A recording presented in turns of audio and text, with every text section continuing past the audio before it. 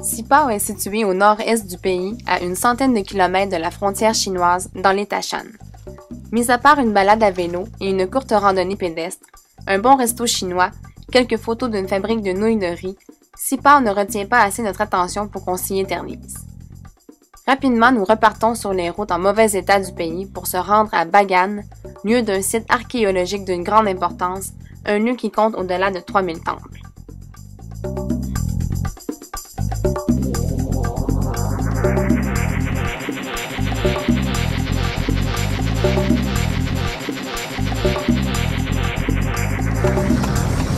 On est à Bagan.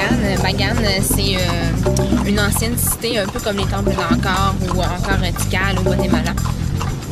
Il y a plusieurs façons d'explorer le coin, soit en carriole à cheval, on peut le faire aussi à vélo, en taxi, il y a plusieurs façons de le faire, mais on trouvait que c'est un petit peu plus exotique de le faire en carriole à cheval. Voilà. Ce lieu est sans doute la plus grande preuve de l'incroyable ferveur religieuse de la Birmanie. La création de cette multitude de sanctuaires sacrés dura 2 siècles et demi. On estime qu'à l'époque, au 11e siècle, on construisait près de 20 temples annuellement. Tous étaient recouverts d'or. Nous parcourons un nombre bien mince de kilomètres sur les 42 km² du site et déjà la beauté des lieux est indescriptible.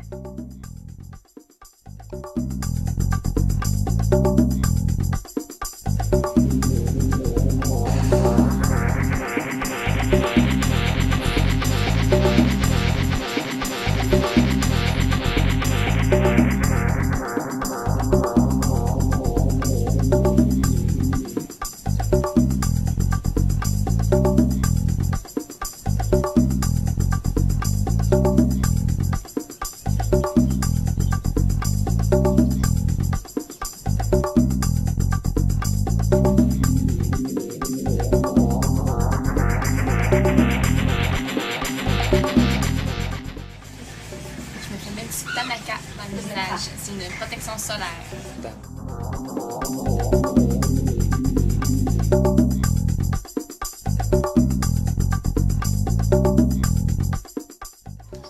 You already Mandalay? Yes, Oh, already. I'm ready. Go to Kalau. Hello. Oh.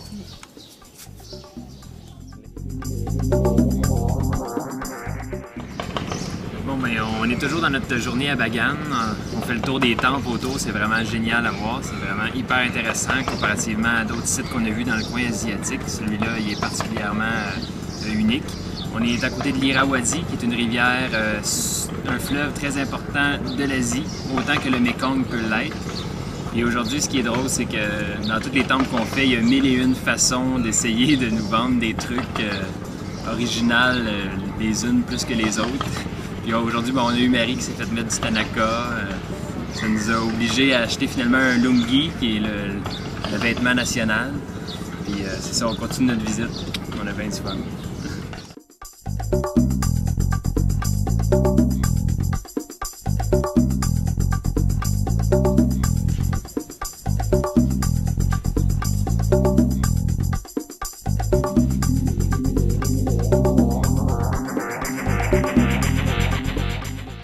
En milieu de journée, nous dégustons un festin bamar impressionnant pour un maigre 3 $ chacun.